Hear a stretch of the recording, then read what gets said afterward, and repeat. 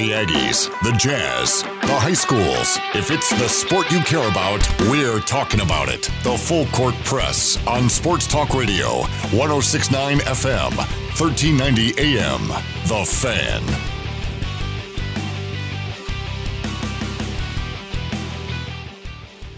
Eric Frandsen, Ajay, Salvesen. That's right, Eric's back in the house after having his dinner of Slurpees and nachos and steak potatoes. That's an interesting combination. It's actually a good one, too. I don't know. I think I'd want to stay away from that. Why? Look at you. It's too late anyways. Can't turn back now, Eric Frandsen joined me back after a long hiatus. 1 hour. Big thanks to Ajay Knight for joining me again. Does incredible work as a Mountain Crest play-by-play guy. Love working with him.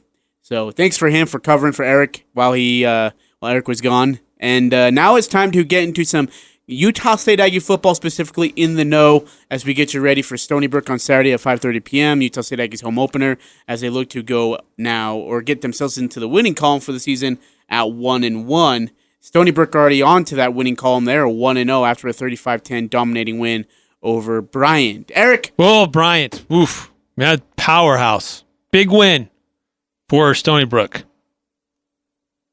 What is even their mascot? Dude, don't. It's like a lobo, but it's don't. not. Dude, it's like a fierce-looking wolf. Eric, I bet you Tennessee was making jokes about Georgia State last week, and they weren't laughing after the game was over.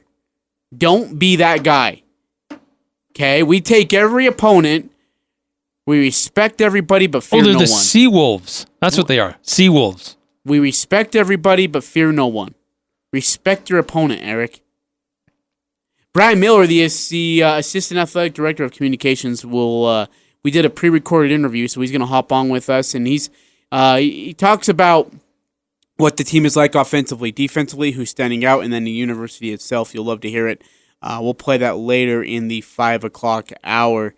This Stony Brook team, by the way, is upstate New York. Very, I guess, not a big school. In fact, they had their 9th largest crowd just last Thursday against Bryant. There was just under 10,000 people in attendance. Yep. This is a team that, all jokes aside, has a decent little offense. Yeah. Coach Anderson, he alluded to the backs of Stony Brook, that they're similar to what you saw from Wake Forest, in that their backs are very physical. And with that, with the physicality, that they're not there to just juke you out of their shoes. They're there to run you over. And they are not afraid to just put their helmet down and go right at you. And which for Gary Anderson here, as he says, is something that really stood out to him. Well, the backs are very physical. That's the first thing I'll say. They have no problem coming through that whole 1,000 miles an hour, and whatever in front of them, they're going to take it on. And they've done a very good job with that. I think the offensive line is efficient with what they do. And, again, they run different types of personnel group at you. So you're going to see, I guess in today's world, you'd call it old school, and there's actually 2 backs in the backfield sometimes. Now, it's a tight end that's back there, but there's actually 2 running backs in the backfield. It's still, mostly from the shotgun position where the back is right behind back the quarterback, but it's old school, some of the away zone and some of the running schemes that they use, and they're effective with that. They want to be physical. Their play action and boot pass game is very good. They have a very athletic quarterback, but I think the core running backs they've done a nice job. Like I say, physical kids that aren't afraid to run hard, and they're going to get every extra yard. Similar to the kids that we played last week. Wake Forest is, if it's one-on-one, they're not really excited about trying to make you miss. They're more excited about trying to knock your teeth out than they are trying to make you miss. Yeah, definitely. With this team, that it's all about being physical, and it's all about doing it through the ground, more than just chucking it up in the air. In fact, their quarterback last week, Tyquell, he was 10 of 20 for just under 200 yards. But, their rushing game was impressive. Isaiah White led the group in carries with 13 carries. He had 55 yards. Tyquell Fields had 8 carries for 67 yards. That led the team.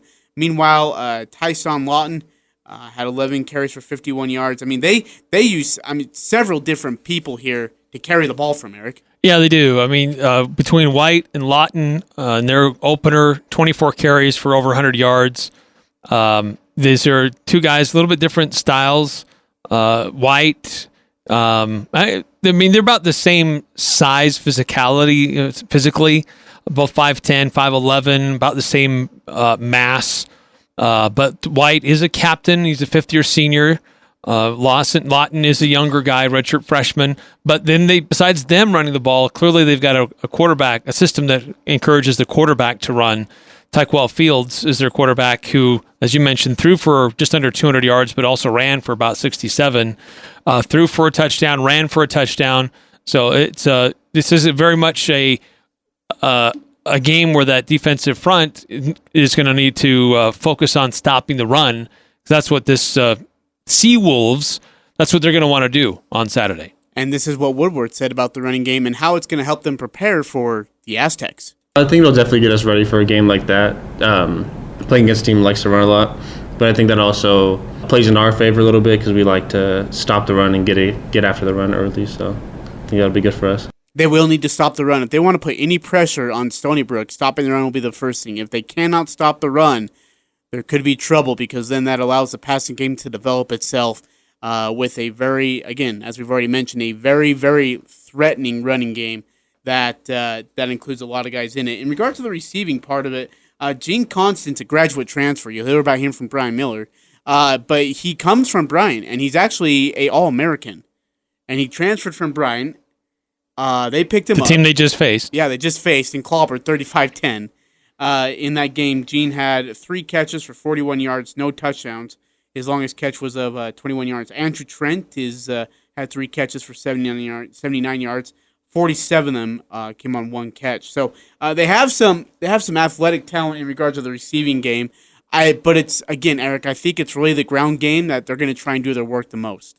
But do you see it being a threat towards this Utah State defense, which I guess, had their issues probably tackling in regards of, contact after... Yards after contact? Yeah, there you go. Thank you. So I think that the Utah State defense is going to want to prove something on Saturday.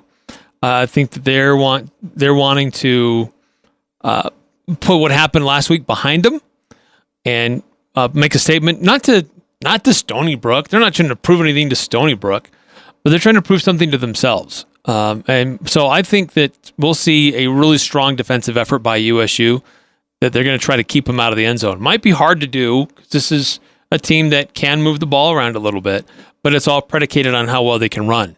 And Utah State's going to be facing some really good running teams over the next couple of weeks after the bye.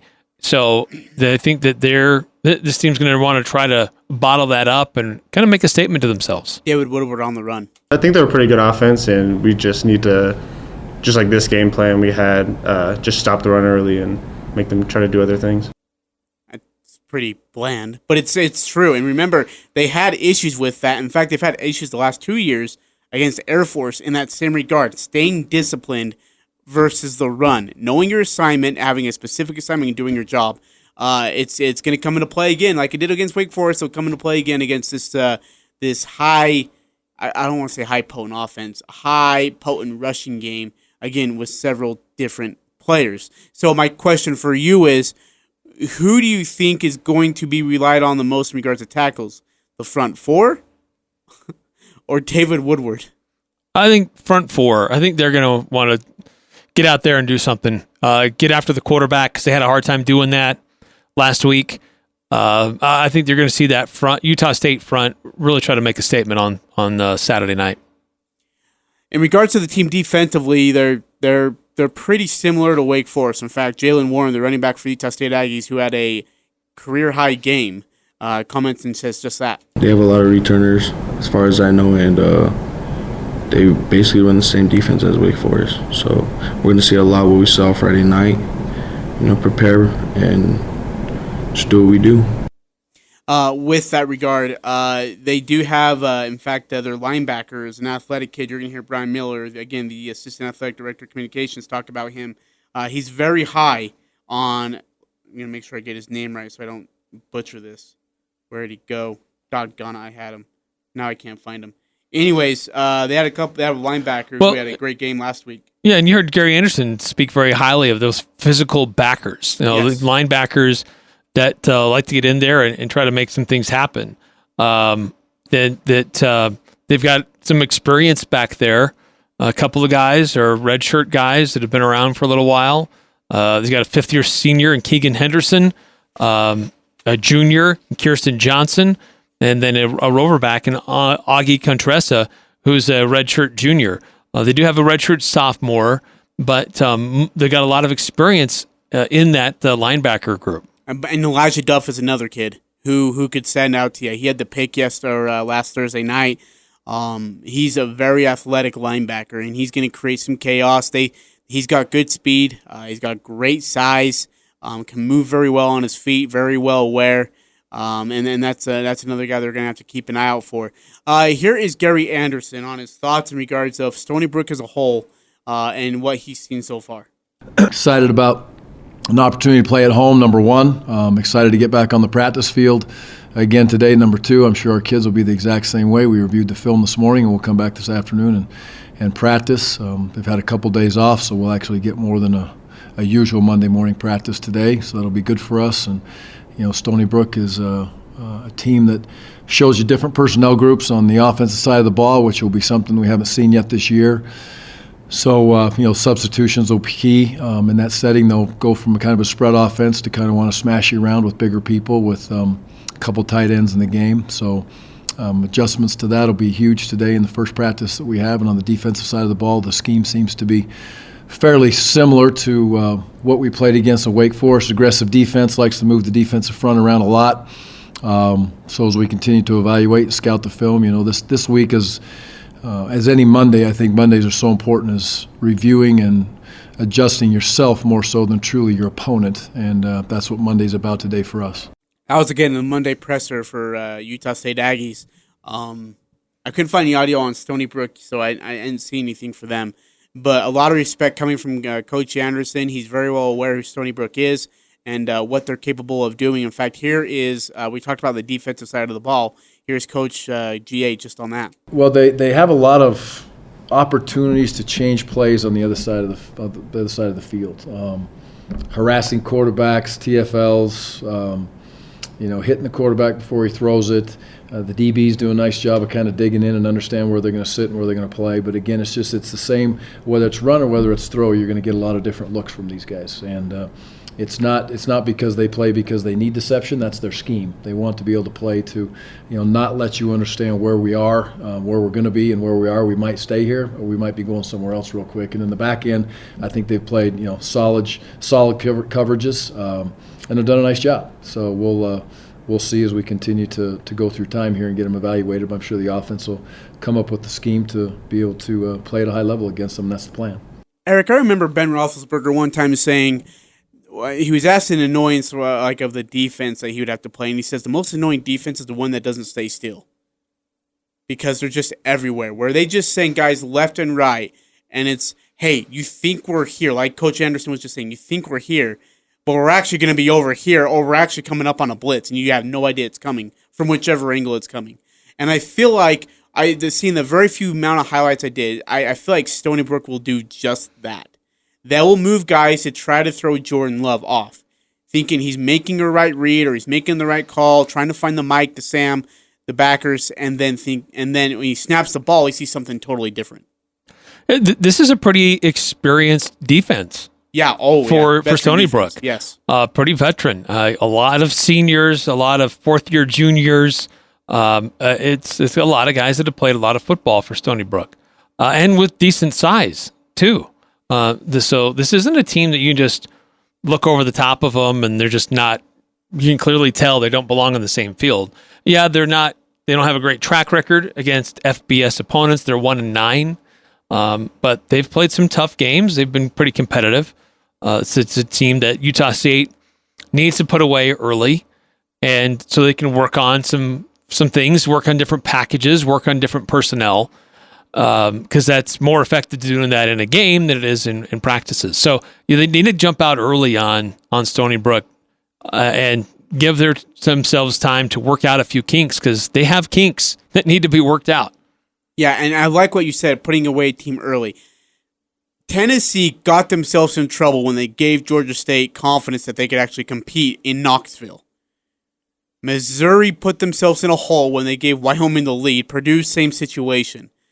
When you give these quote-unquote smaller teams confidence that they belong with you, that's when you're looking at a panic button there, because all of a sudden the game's tied up, or you're up by 3 in the fourth quarter with 9 minutes left, which seems like an eternity for the opponent. And they build steam off of that. They're thinking, hey, guys, we got plenty of time here. One stop and a score, we win this ball game. And with that, Utah State did a great job of last year of shutting out any momentum, any confidence that a lesser school had. Yeah, absolutely. And that's what they have to do, especially with fine-tuning what they want to do in their secondary. Is that harder to do in these kind of games, though? Having them... Because, you just came off an emotional game against Wake Forest where you lost. You got Stony Brook and then a bye, which is kind of weird, before you get into the thick of it of San Diego State, Colorado State, and LSU. How hard can it be to get up for this game? It won't be hard. Won't be hard at all. And that's exactly what David Woodward said. I think just every week we need to be focused going into the game, because it doesn't matter what level it is or anything like that. Any team can beat anyone on any day. So just being prepared and preparing like it's any other week. Any team can beat anyone on any day. Are we being realistic, though? Could Stony Brook really come into Logan, Utah, and actually beat this Aggie team? Even on Utah State's worst day, Stony Brook's best day, is there any, are we really realistically looking at a thing that they can actually beat? Is it possible? Yes. Is it probable? Not really. Fair enough. Go ahead. No, just the thing that just maybe causes a little pause, that makes this team might be a little more competitive, is just all their experience. Mm-hmm. As we talked about with their defense, a lot of experienced guys on defense. They got a lot of experienced guys on offense as well. They've only got 2 sophomores listed as starters, and they're redshirt sophomores. Everybody else, mostly seniors. They're all redshirt guys. So they're guys that have been in the program for a long time, that have been playing football for Stony Brook for a long time. Experience doesn't necessarily equate to skill. I get that. But they have a pretty good size. And this is a team that in their division, they've been a successful program. Yes. In their classification, they're a successful program. Yes. Speaking of the schedule, it's kind of quirky. Al Lewis asked a great question to Coach Anderson about this. You've got Stony Brook, and then you've got, in the third week of the season, you've got a bye. And then you've got 2 conference games and a Power 5 opponent on the road. How does that affect you guys? And this is Coach Anderson's answer. Number one, our focus this week is on us. Obviously, Stony Brook requires a ton of film study, and they do create some problems with what they do.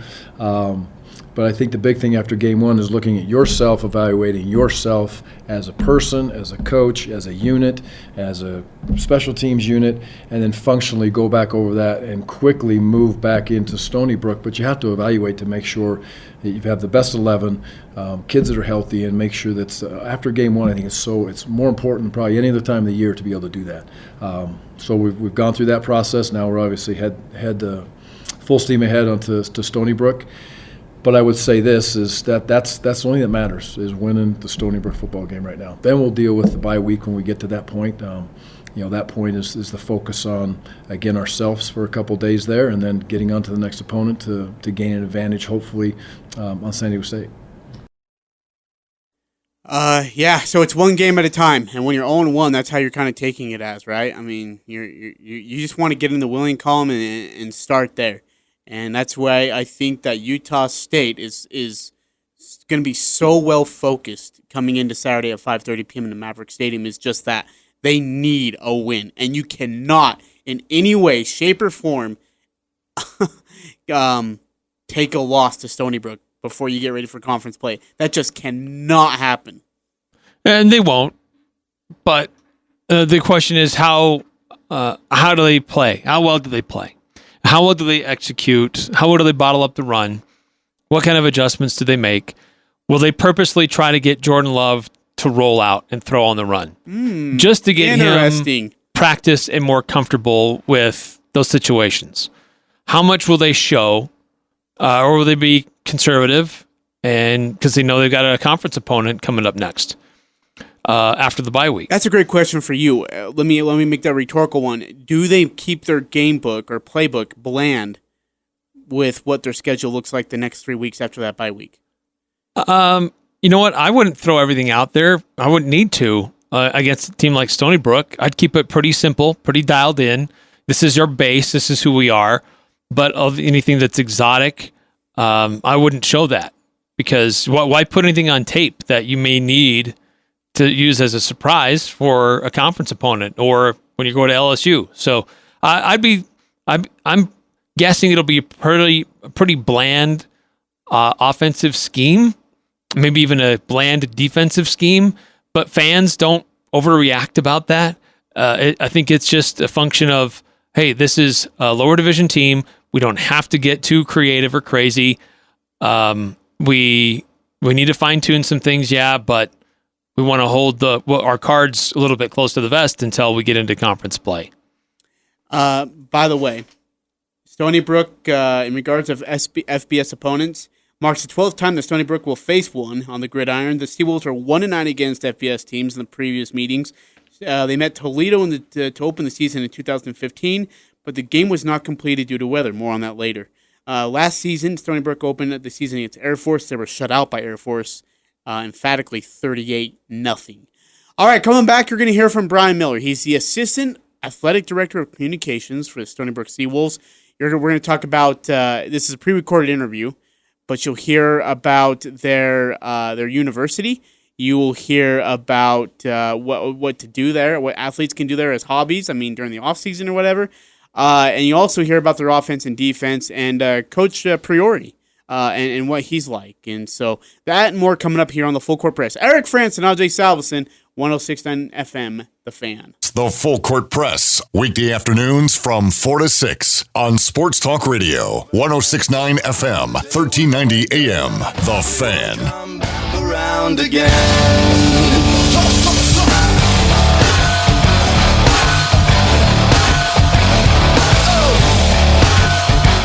Eric Frandsen, Ajay Salvesen. It's Hump Day, Wednesday, September 4th. About to say November 4th. It's September 4th, 5:26 your time. Bura. You don't know that's our new greeting. How much I've been violated since then. Bura. By that phrase. Everywhere I go now, hey, bura. You have no idea the pain that I've been facing since then. Like you, let's be honest, you don't even care. But it has been not good. And it's been painful. It's a memory I don't want to live with. And I would rather not repeat the phrase ever again. Can we count on you to do that?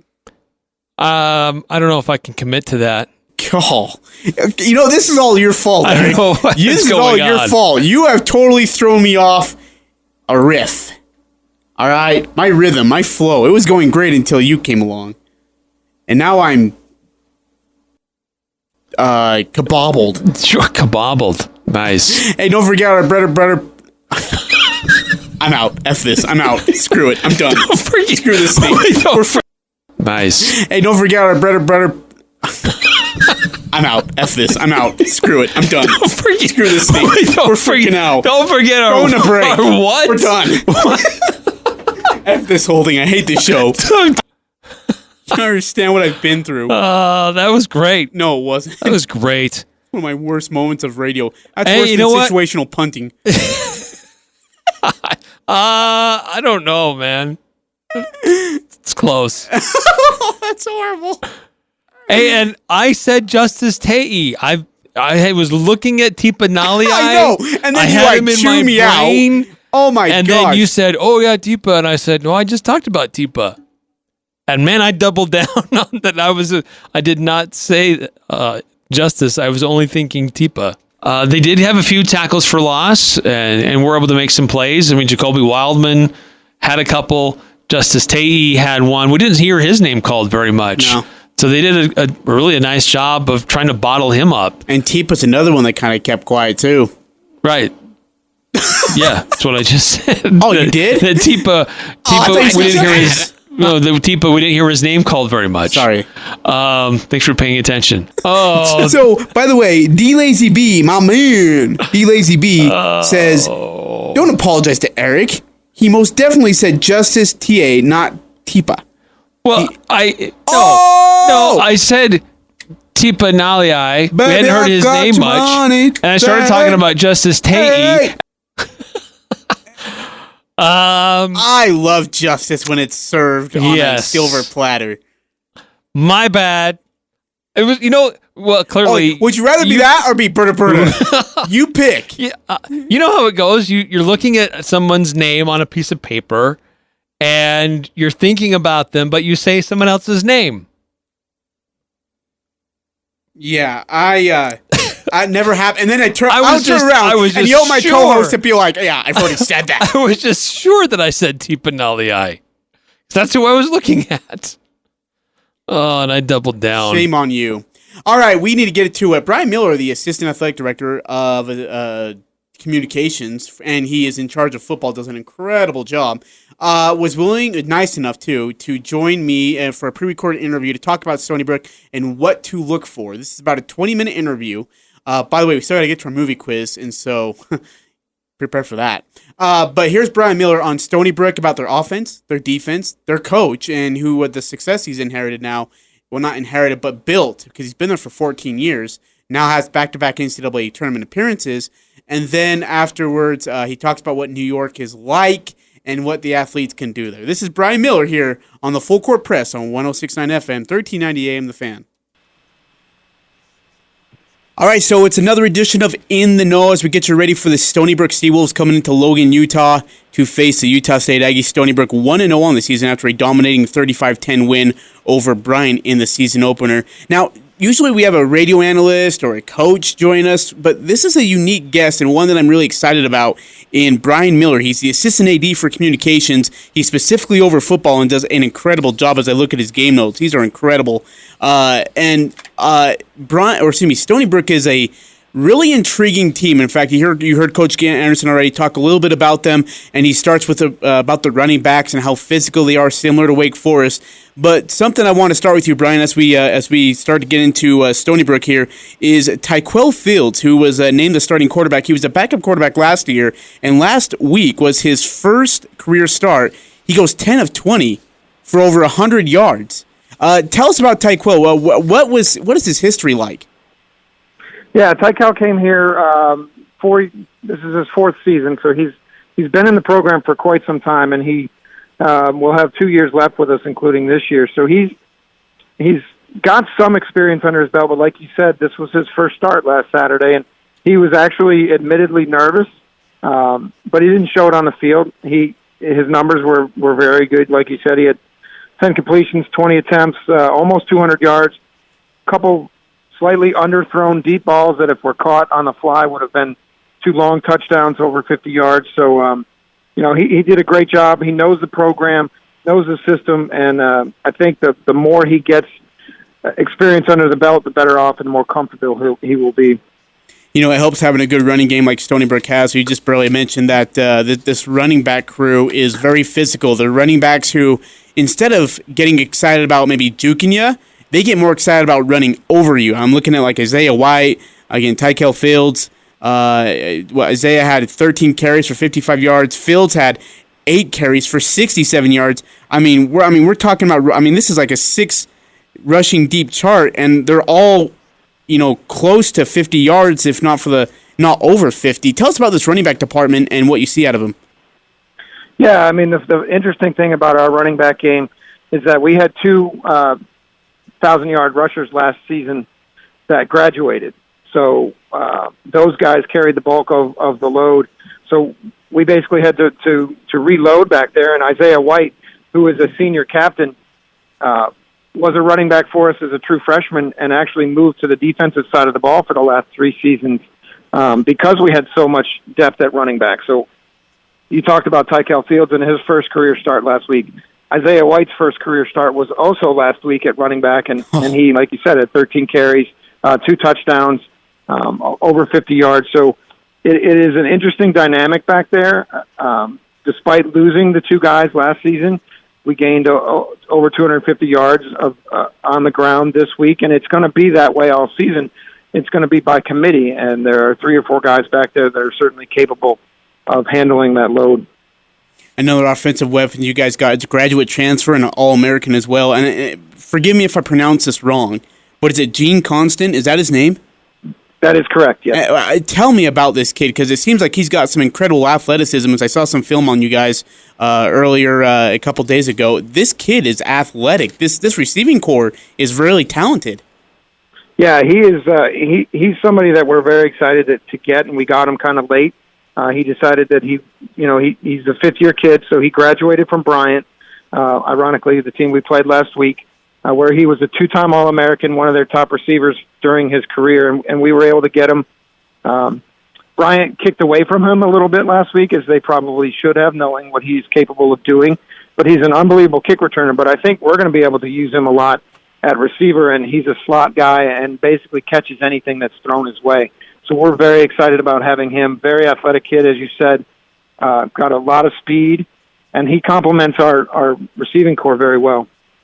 Where did he transfer from? Was he from Bryant? Where did he come from? Yeah, he came from Bryant. That's the team we played last week. He transferred from there. Like I said, he graduated, so he's a 5th-year transfer, and we'll have him for 1 season, unfortunately, but at least we have him for that 1 season.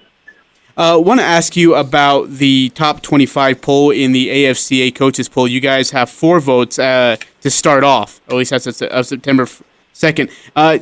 Now, is it by conference? Or, I mean, forgive me, I'm really unfamiliar with that, so please forgive me. But is it by conference? And if so, how is your guys' conference or division? When you look at your guys' schedule, it looks pretty deep this year.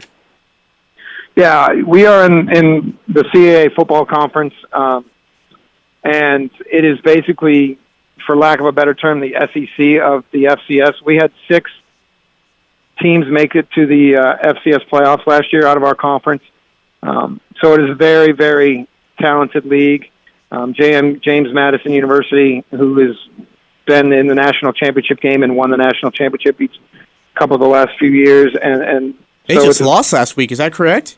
Yeah, they did. They lost by 3 to West Virginia at West Virginia. So, yeah, they're a very good team. We get to see them here in Stony Brook on October 5th. But our league is very talented top to bottom.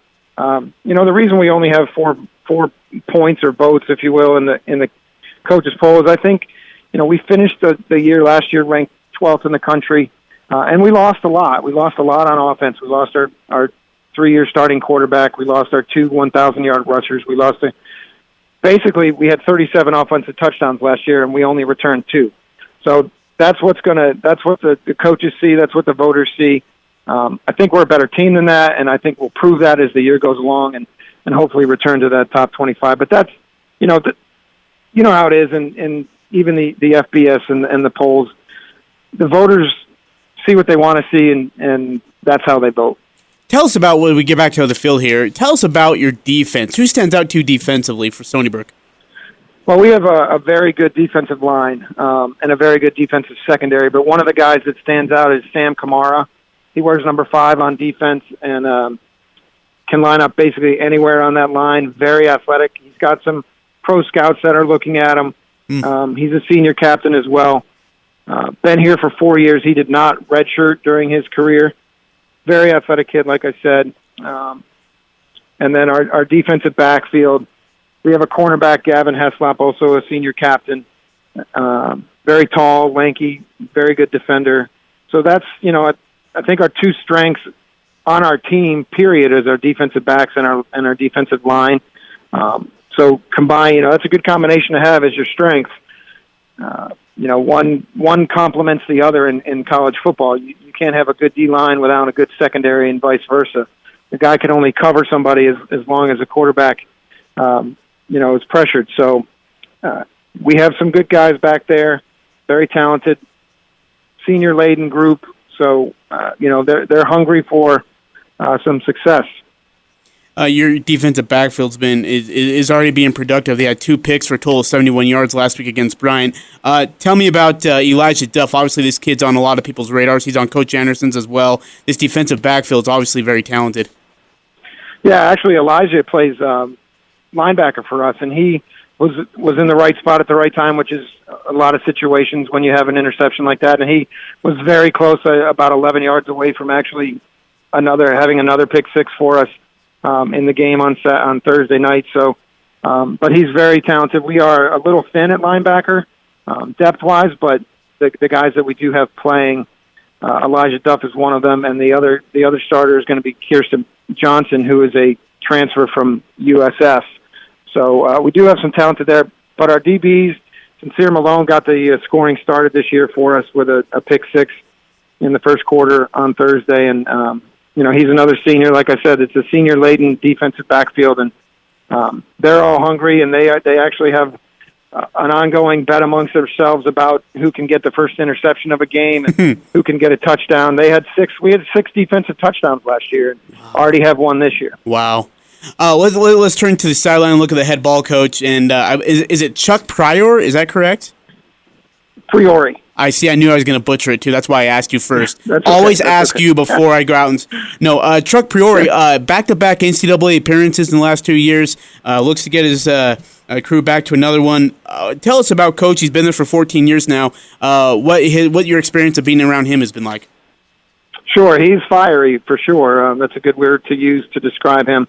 But he gets his guys to play hard, and that's what you want in a coach is a coach that will go to battle for his kids and expect his kids to go to battle for him. And that's exactly how he coaches in practice. That's exactly how he coaches in a game. He can get in your face, but he also will praise you at the same time and teach you at the same time. Like you said, he's been here for 14 seasons, 4 postseason appearances for him.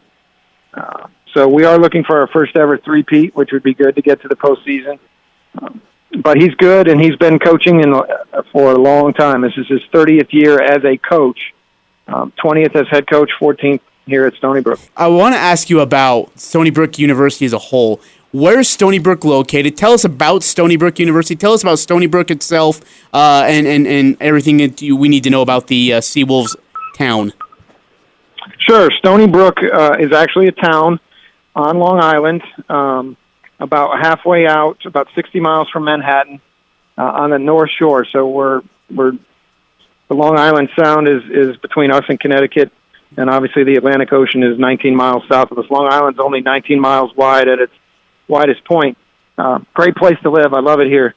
A lot of fun stuff to do, and obviously, like I said, you're only 60 miles away from Manhattan. But Stony Brook itself is a part of the State University of New York system, so the SUNY school, so it's a public school. And it is the second largest state school in New York. It is. We have about 25,000 students. So primarily known for medicine. We have a hospital on campus, which is the largest employer on Long Island. Very good math, science, business. Also, like most universities, kind of have a wide range, but medicine is one of the big things here at this university. What I got to ask you, athletes that you get, I don't know if you recruit from the West Coast or whatever, so when athletes come up there, you said there's a lot of stuff to do. What is there to do in Long Island or in Stony Brook?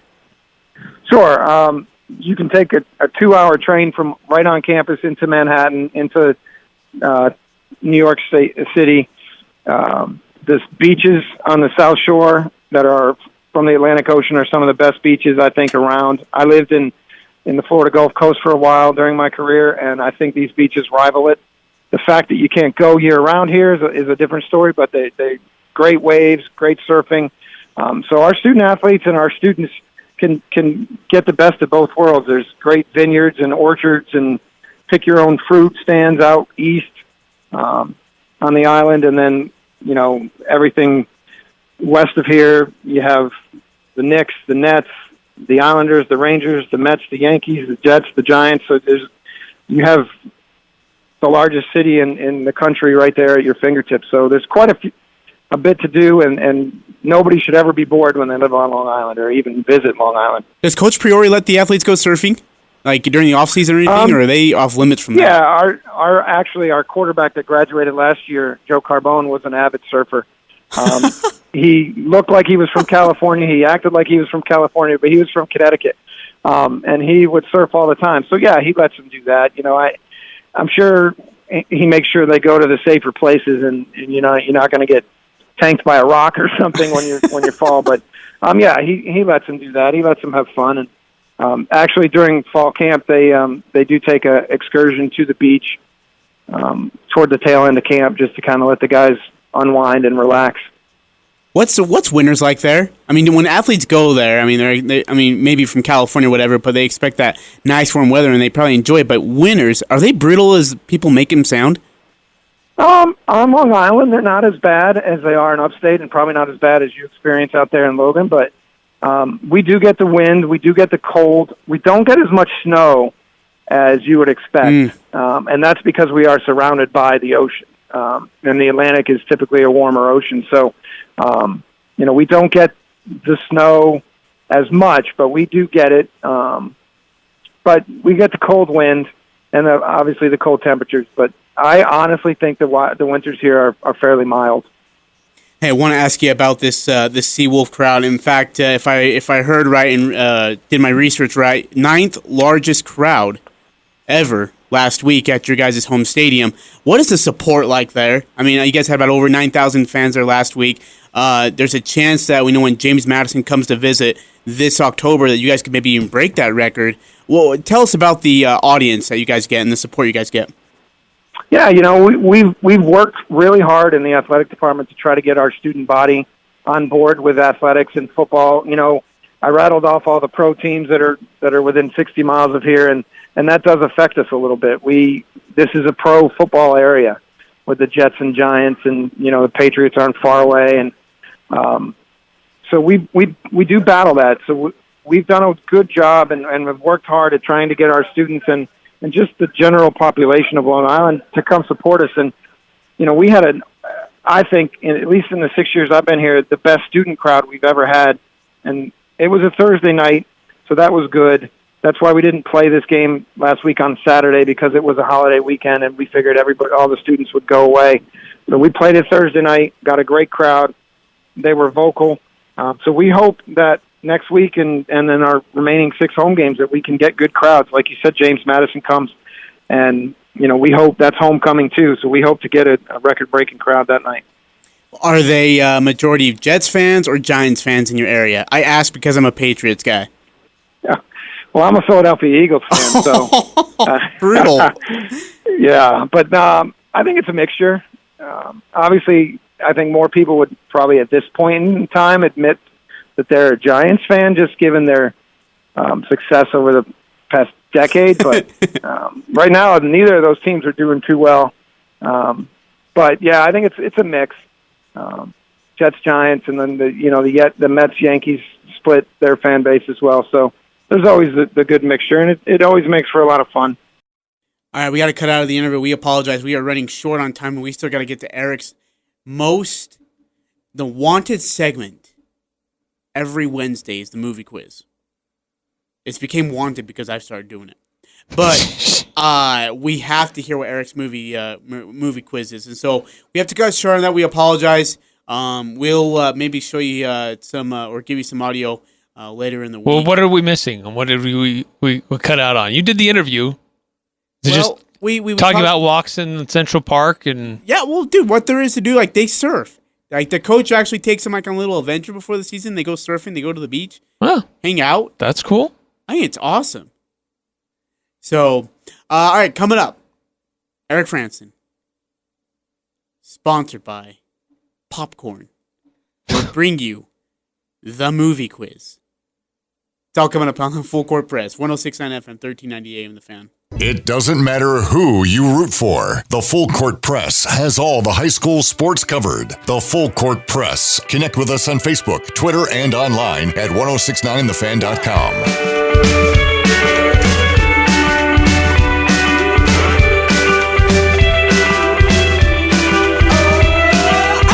5:50 your time. It's Eric Frandsen. It's Ajay, Salvesen here on the Full Court Press. 106.9 FM, 1390 AM. The Fan. You're made it halfway through the week. You're almost there.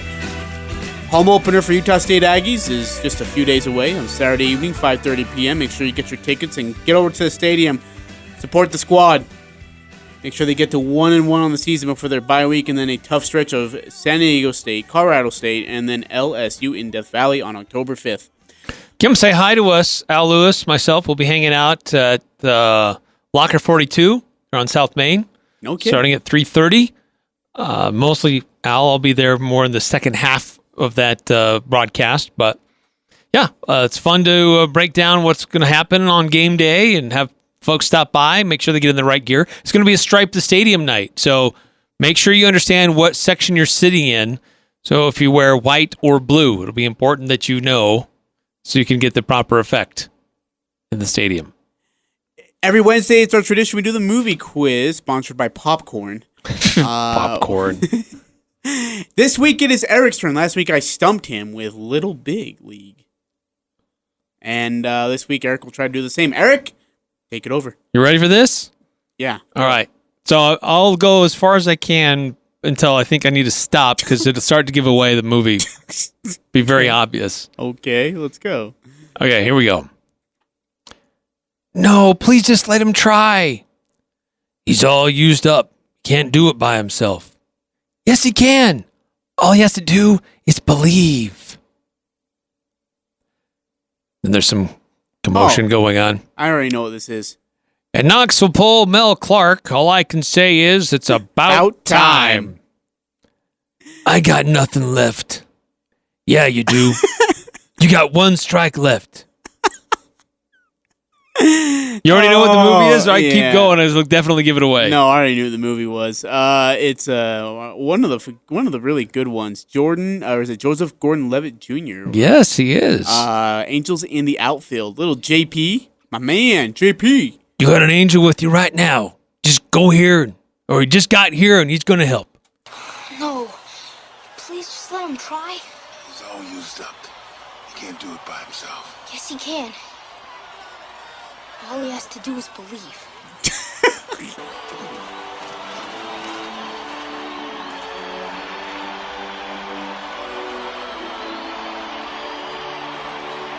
And Knox will pull Mel Clark.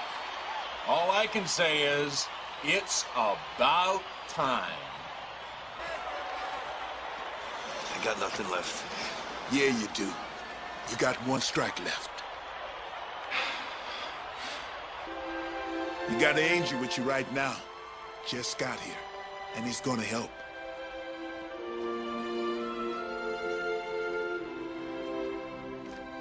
Most cheesiest part of this movie. Everybody gets up, starts flapping their arms. It's like a weird version of the wave. Like seagulls. Kid sees an angel? Yeah, he must. That's the signal. That's the signal.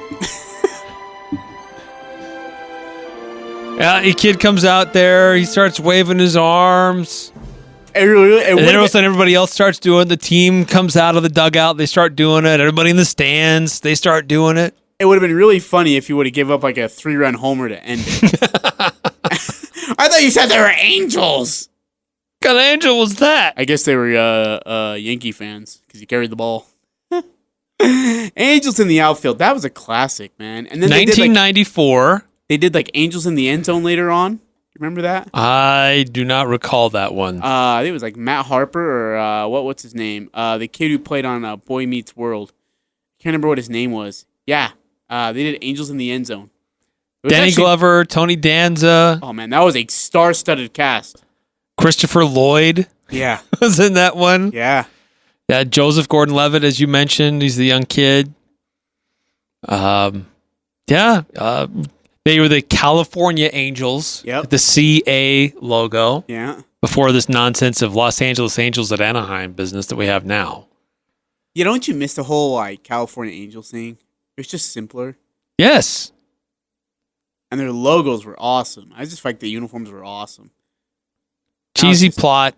Oh, horribly cheesy plot. Yeah, absolutely. I could not agree more to that regard. Good family movie though. Girl, yeah, there's no, you don't have to worry for your kids at all when you watch that movie. Just realize you're going to, I don't know. You're going to probably cringe at some scenes just because they're so cheesy. I'm looking up information on IMDb. The movie was filmed at the Oakland Coliseum. So they didn't even film it in California Angel Stadium. They didn't even shoot it in Anaheim. How does that feel? Yeah, we didn't shoot this film at our own stadium. We actually went to the Oakland Coliseum to do it for the A's. Thank you, A's. Angels. Is it because they feel like they couldn't fill the stadium if they said they were going to go to the California Angel Stadium? I'm just saying. How do you not film it in your own stadium? Anyway, that's the Full Court Press movie quiz. Presented by Popcorn. All right. Brutta popcorn. Hey, remember tomorrow we got our pick 6. I am on a 2-week winning streak, looking to make it 3. And you are still owing me a treat, by the way. So. I do owe you a treat. Oh, you act like you're right. surprised. Oh, I'm so surprised that I owe you a treat. Shut up and pay up, man. Big thanks to Brian Miller for joining us. A big thanks to Ajay Nye for help filling in for Eric. And a big thanks for Eric for actually showing up. Why don't you take your balloon I got you? Take it home. Brian Ajay Salvesen, good night. I've seen that thing floating around.